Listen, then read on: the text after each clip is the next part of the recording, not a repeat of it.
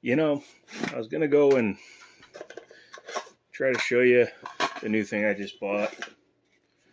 But unfortunately, can't do that because I'm going through trying to find all my mags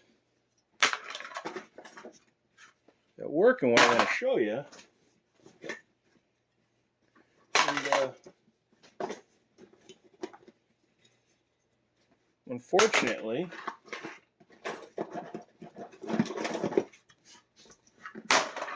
I can't seem to find the one I'm looking for.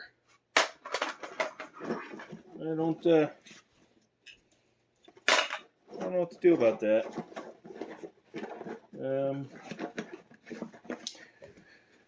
Oh wait, here it is.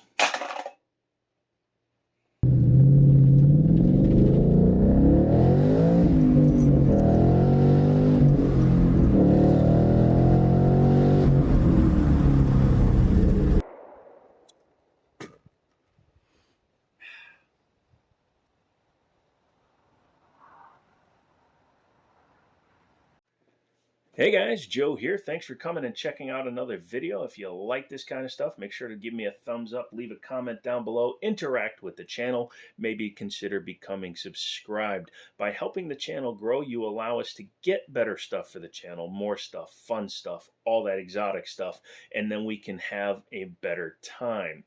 If you want to have a direct way to have influence into the channel, consider becoming a member. If you become a member, you get access to videos with no ads until they go public, as well as you can ask me questions, and you'll have access to special videos that I won't even put out to the public because they're going to be members only bonuses and perks. When we get enough members, maybe we'll start doing giveaways, or who knows, maybe I'll start giving giveaways now and just give it to the one guy that's a member. We won't know until you guys start coming along. What we're taking a look at today is something that I've wanted for a little while, and the opportunity came up out of the blue. Now, I help out at Liberty Arms down in Harrisonburg, Virginia. Excuse me, I almost couldn't get those words out. And from time to time, I will look for inventory for the store, as well as try to find new stuff that maybe the other guys just haven't had time to look at because I can look remotely.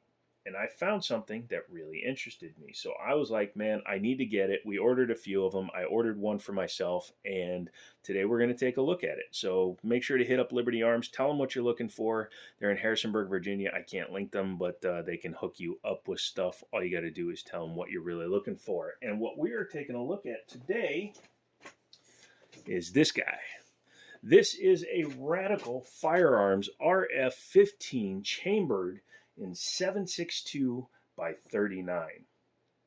For those of you that are unfamiliar, 7.62 by 39 is actually the round that the AK-47 is chambered in, most famously. There's obviously many other firearms that are chambered in that, but the AK-47 is the most famous, and the AK-47 is most commonly compared directly against the AR platform, the AR-15. Typically, the chambering for an AR-15 is either 5.56 or, in this case, the bullet I have for size comparison, the .223 Remington. It's basically a 22 caliber bullet. Hopefully it's all focusing in there. What I have here on this side is a Russian tool ammo, 7.62 by 39 steel cased bullet. And this is much bigger than this. This guy, especially if you have like 5.56 green tip, can punch through armor because it's a 22 caliber bullet cooking. If you have a full barrel, you can close in on 3,000 feet per second. This guy brute forces his way through stuff because it's just a big damn bullet. I'm not 100% sure what this bullet weight is, but they are considerably heavier. This 223 weighs 55 grains, I think. This is a much heavier round, but I just wanted to show you that. Now, why didn't I just buy an AK? Well, quite frankly, I just don't know enough about AKs. I don't want to spend $1,000, $2,000 to get like a super high-end AK. And from the ones that we've had come through the store, I know the ones that I don't want to buy, and I know the ones that I'm willing to buy. So I'm very familiar with the AR platform. In my opinion, they're a lot easier to use. Maintenance is easier. I think they look better personally, but that's just a personal decision. And the upgrades and modifications you can do to them are much more vast. In fact, this particular gun is chambered in 7.62 by 39. However, if I just grab, say, this is just a Chinese made, or excuse me, this is a PMag. Yeah, this is a PMag 30 round AR-15 5.56 mag. And even though this gun is chambered for 7.62 by 39, the lower is a multi-cal. So I can put a 5.56 receiver on top and the lower will readily accept it because that's all standard AR-15 trigger group. However, it is designed to run 7.62 by 39. The main difference is this is an AR style mag. It just is capable of carrying the 7.62 round. You can see dimensionally they're the same. This just happens to be more AK shaped. And since I've been putting mags in it, just to reiterate that she is clear. This particular one is made by Radical Firearms. They are based out of Texas. I believe they used to be out of Georgia. Correct me if I'm wrong, but this one came out of Texas. This is a 16-inch barrel with a 15-inch handguard on it. It has just a standard A2 style flash hider up front. So this one does have an H-bar or heavy barrel, for those of you that don't know what that stands for. It has just a single-sided charging handle. However, it does have ambidextrous safeties, which I find interesting and convenient because sometimes I like to shoot lefty. This one has a few modifications to it. I'm sure you can see that it obviously doesn't look stock. So one of the first things I changed was the pistol grip. As you can see, this is the standard one. This is just a stock standard one. I went with a Magpul MOE K2.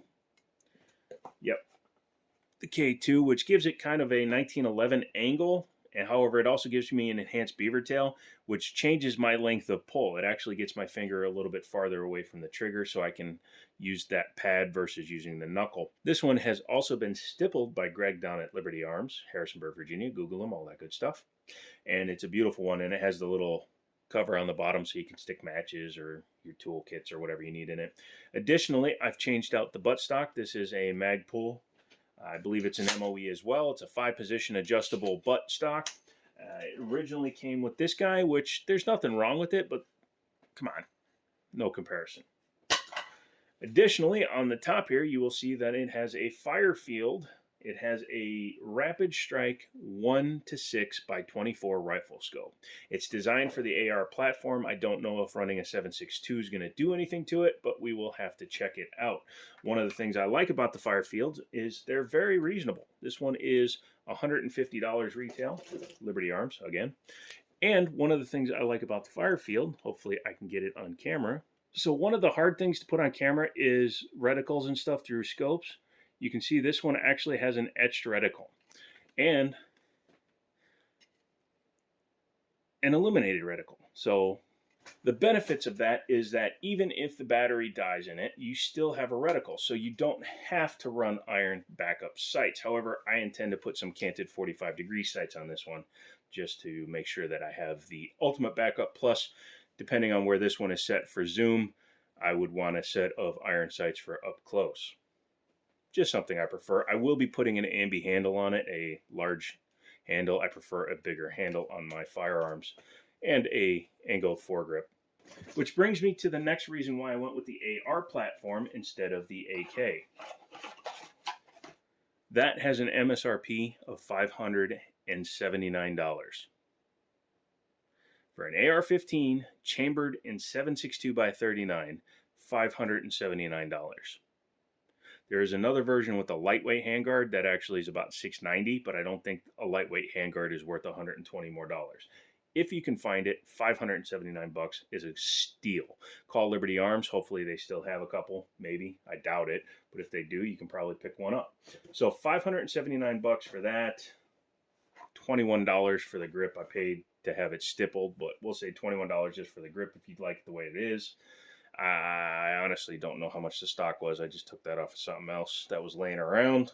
And $150 for the scope. So even if you paid full retail for everything, you're talking about under $800 for a pretty nice piece that also gives you a lot more future options. Because this is the serialized part of this firearm and it's a multi-cal, you could run whatever top on this thing that you want as long as you keep it a rifle. Any 16-inch barrel that is chambered can fit on that gun, because again, it's a multi-cal. It's not sold as 7.62, so I can run a 5.56 barrel on it. I can run a 300 blackout barrel on it. I can do whatever I want. I can pay for the tax stamp and run an SBR.